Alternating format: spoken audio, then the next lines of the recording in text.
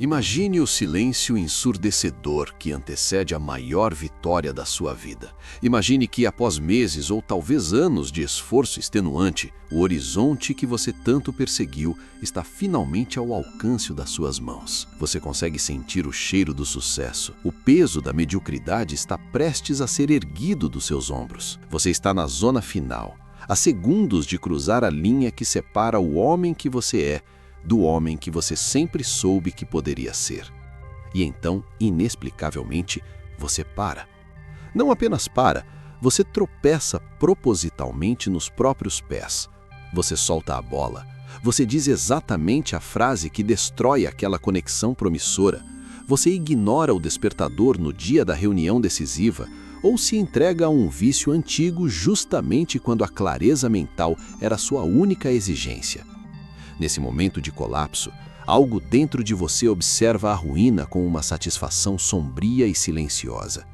Enquanto sua mente consciente grita em agonia, perguntando: por que eu fiz isso de novo? Uma parte mais profunda, mais antiga e muito mais sinistra da sua psique parece finalmente relaxar. É o paradoxo perturbador que assombra a condição humana. Nós afirmamos desejar a felicidade, o poder e a realização, mas agimos como se fôssemos arquitetos dedicados à nossa própria destruição. Por que o seu maior inimigo não está lá fora, no mercado competitivo, nas críticas dos outros ou na má sorte, mas sentado exatamente onde você está agora, vestindo a sua pele e usando a sua voz? Você já sentiu essa presença? A sensação de que existe um franco atirador posicionado em uma torre alta dentro da sua mente, esperando pacientemente que você construa algo valioso apenas para que ele possa disparar o tiro certeiro no alicerce? Esse é o fardo da autossabotagem. Não é apenas procrastinação ou falta de foco. Chamar isso de preguiça é um insulto à complexidade da sua própria dor. A autossabotagem é uma estratégia de sobrevivência que se tornou um mecanismo de extermínio. É o peso de uma âncora invisível que você arrasta por oceanos de potencial, perguntando-se por que, apesar de nadar com toda a sua força, você continua exatamente no mesmo lugar, cercado pelos destroços dos seus sonhos antigos. Pense na exaustão de viver esse ciclo. A cada nova tentativa, você se promete que desta vez será diferente. Você compra os livros, assina os cursos, acorda cedo e veste a armadura da disciplina. Mas há uma tensão existencial que não o abandona. Você se sente como um impostor no próprio corpo, esperando o momento em que a máscara vai cair. E, como se estivesse cumprindo uma profecia autorrealizável, você mesmo arranca a máscara. Você destrói o progresso porque a luz do sucesso começou a brilhar de forma tão intensa que expôs sombras que você não estava pronto para ver. Isso nos leva a uma pergunta que a maioria dos homens passa a vida inteira evitando. E se você não estivesse falhando por falta de capacidade, mas por um medo profundo e irracional de realmente vencer? E se a sua identidade estivesse tão fundida com a imagem do cara que quase conseguiu, que a ideia de ser o cara que chegou lá parece uma ameaça à sua própria existência? Vivemos em uma cultura que nos diz para apenas fazer, para vencer a procrastinação e para ter mais força de vontade. Mas eles não explicam por que a força de vontade é inútil quando a sua própria alma está em guerra civil. Existe uma divisão dentro de você. Uma parte quer o trono. A outra parte prefere as correntes, porque as correntes são familiares e o trono exige uma responsabilidade que te aterroriza. Você está preso em um campo de batalha interno onde não há vencedores, apenas uma erosão constante de quem você poderia ter sido. Quem é esse eu que te impede de avançar? Quem é esse mestre de marionetes que puxa as cordas do seu comportamento no exato momento em que você está prestes a decolar? Seria possível que a autossabotagem não seja um erro do sistema, mas o sistema funcionando exatamente como foi projetado? Nós nos orgulhamos de ser seres racionais, mas a verdade é que somos governados por forças que mal compreendemos. Estamos operando com um código antigo, escrito em momentos de dor e medo que já esquecemos, mas que continuam ditando as regras do jogo. A pergunta não é apenas por que você falha, mas por que você precisa da falha para se sentir seguro.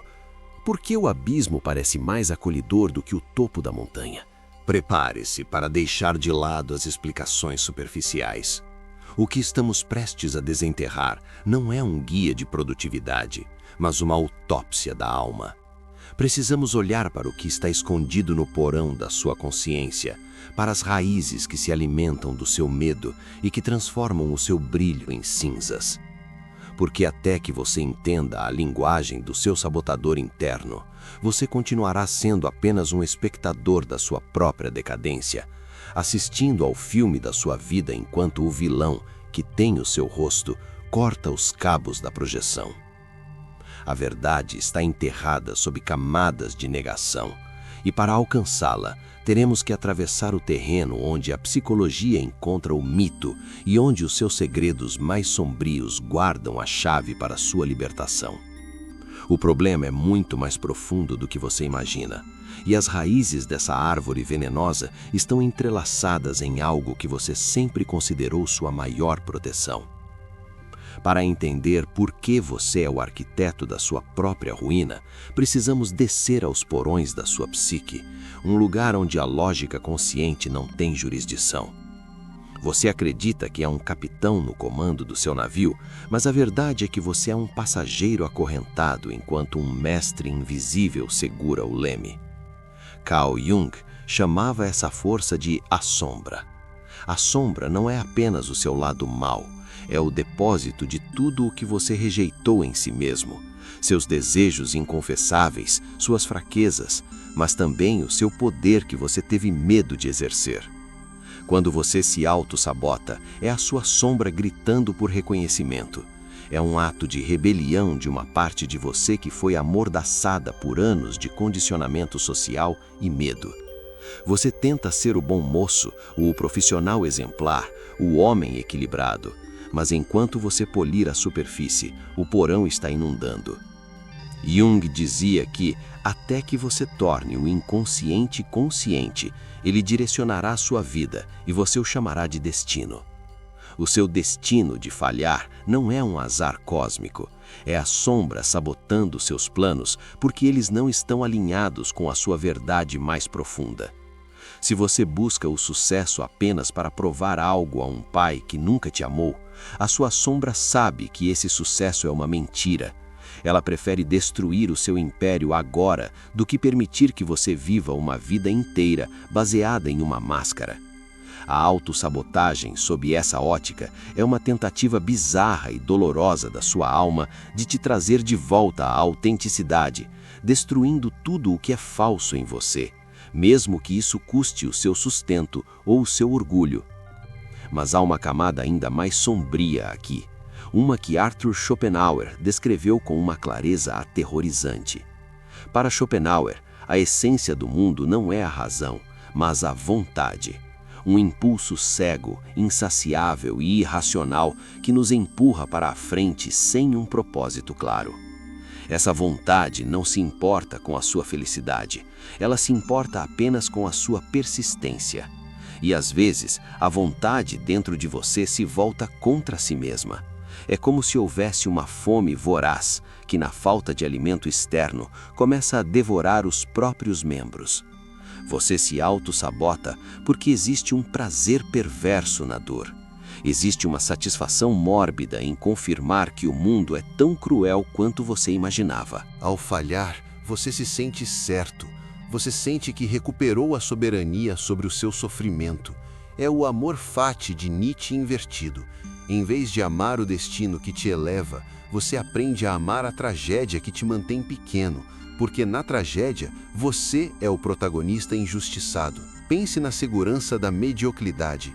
Friedrich Nietzsche falava sobre o último homem, aquele que busca apenas o conforto e evita qualquer risco que possa levar à verdadeira grandeza ou ao verdadeiro abismo. A autossabotagem é o mecanismo de defesa do seu último homem interno. No momento em que você começa a se tornar o Übermensch, o homem que supera a si mesmo, o seu ego covarde entra em pânico. A grandeza é aterrorizante. Ela exige que você abandone o seu grupo, que você se torne um alvo, que você carregue uma responsabilidade que pode te esmagar. Então, você sabota o seu progresso para voltar ao rebanho. Você prefere a dor familiar da derrota do que o terror desconhecido do triunfo. Você se torna o seu próprio carcereiro para garantir que nunca terá que enfrentar o peso da liberdade absoluta que Jean-Paul Sartre descreveu. Sartre dizia que estamos condenados a ser livres, e a autossabotagem é a sua tentativa desesperada de escapar dessa condenação, fingindo que você não tem escolha, que as coisas simplesmente não deram certo. A psicologia moderna, através da lente de Gabor Maté, traz um componente ainda mais visceral, o trauma e a sobrevivência. Maté argumenta que a maioria dos nossos comportamentos destrutivos na vida adulta são, na verdade, adaptações de sobrevivência da infância. Se você cresceu em um ambiente onde brilhar demais era perigoso, talvez porque atraía a inveja de um pai narcisista ou a instabilidade de um cuidador, o seu cérebro aprendeu que vencer é perigoso. Hoje, décadas depois, o seu sistema nervoso ainda está operando sob esse código de 1990. Quando você está prestes a ser promovido ou a ter um relacionamento saudável, o seu cérebro reptiliano detecta uma ameaça. Ele não vê o bônus salarial, ele vê o perigo de ser notado. E então, ele envia o comando para destruir tudo. Você não consegue parar, porque para o seu subconsciente, a autossabotagem é o que mantém você vivo. É um hack de sobrevivência que te está matando lentamente. Essa dinâmica cria o que chamamos de homeostase da identidade. Todos nós temos um termostato interno para o quanto de felicidade, sucesso e amor acreditamos que merecemos. Se a sua vida esquenta demais e você ultrapassa esse limite pré-definido, o seu sistema de autossabotagem liga o ar-condicionado para te esfriar de volta à sua temperatura de conforto miserável. Você se sente desconfortável no sucesso porque ele desafia a imagem que você tem de si mesmo. Se você passou 20 anos se vendo como o cara que luta e nunca consegue, o sucesso é uma crise de identidade. Quem seria você se não tivesse mais do que reclamar? Quem seria você se não pudesse mais culpar o sistema, a ex ou a má sorte? A perspectiva de perder a sua história de vítima é tão assustadora que você prefere queimar o seu futuro para salvar o seu passado. Essa é a força oculta que afeta cada decisão que você toma. Não é uma falha de caráter, é um emaranhado complexo de filosofias pessimistas internalizadas e mecanismos de defesa biológicos que se tornaram obsoletos. Você está vivendo um roteiro escrito por uma versão sua que estava apavorada e machucada. E o mais perturbador é que enquanto você não confrontar essa raiz, cada nova estratégia de autoajuda será apenas mais combustível para o seu sabotador. Você aprenderá novas técnicas de produtividade apenas para que ele possa encontrar formas mais sofisticadas de te fazer falhar. Você está construindo uma catedral sobre um pântano e se pergunta por que as paredes continuam rachando. As consequências disso não ficam apenas no campo das ideias. Elas se manifestam na forma como o seu tempo se esvai, como a sua saúde se deteriora e como as pessoas ao seu redor começam a se afastar, cansadas de assistir ao mesmo acidente de carro em câmera lenta repetidas vezes. Mas há algo ainda mais profundo, uma consequência invisível que está moldando a sua realidade agora mesmo, enquanto você ouve estas palavras. Uma armadilha que você mesmo armou e que está prestes a disparar, não contra o que você faz, mas contra o que você é. Precisamos entender como esse condicionamento cultural e esses vieses cognitivos criaram uma realidade onde a sua destruição parece a única escolha racional. Você agora caminha por um território onde as feridas não sangram para fora, mas para dentro, criando uma hemorragia silenciosa na sua alma. As consequências da autossabotagem não são apenas oportunidades perdidas ou números decrescentes na sua conta bancária. Elas são a erosão lenta e metódica da sua confiança básica na realidade. Cada vez que você sabota um projeto, cada vez que você recua diante de uma conexão profunda, você está enviando uma mensagem clara ao seu sistema nervoso. Eu não sou digno de confiança. O resultado não é apenas o fracasso externo, mas a construção de uma identidade fragmentada, onde você se torna um estranho para si mesmo, um traidor que habita a própria pele. Imagine o custo acumulado de cada não que você disse ao seu potencial. Neurologicamente, o seu cérebro opera através de caminhos de menor resistência. Quando você se auto-sabota repetidamente, você não está apenas cometendo um erro, você está pavimentando uma rodovia biológica para o fracasso. O seu cérebro começa a associar o alívio imediato da desistência com uma descarga de dopamina. Sim, existe um prazer químico em se render. No momento em que você decide não vou àquela entrevista ou vou estragar este relacionamento agora antes que ele me machuque, o seu corpo experimenta uma queda súbita na ansiedade. É a paz dos escravos. Você troca o seu futuro por 10 minutos de uma calma anestesiada. E essa recompensa química treina você para se tornar um viciado na sua própria queda. Mas o buraco é ainda mais profundo. E aqui precisamos tocar em uma ferida que a psicologia secular muitas vezes ignora, mas que a sabedoria milenar das escrituras entende com precisão cirúrgica. A raiz de amargura. Em Hebreus 12:15, há um aviso contundente. Cuidem para que ninguém fique privado da graça de Deus, e que nenhuma raiz de amargura, brotando, cause perturbação e contamine a muitos.